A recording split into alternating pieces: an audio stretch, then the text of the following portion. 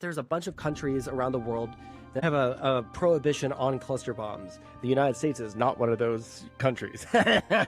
But the reason that they don't like them is because there's some percentage of the cluster bombs that won't go off, and then if picked up by a civilian, can blow them up, right? Which is obviously bad. That I think that there are circumstances where I think cluster bombs are like a legitimate use of force, right? Like if you're out in the middle, if you're not using it in an urban environment, not using it against civilians, right? Like that's probably number one.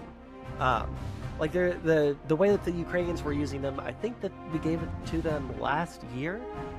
They were using it because there were these huge trench networks that the Russians had set up, and hitting them with precision guided missiles was a waste of resources. So they just got to camp out there. But once they got the cluster munitions, they could clear out an entire section of the trenches, rush in there, and move the line forward.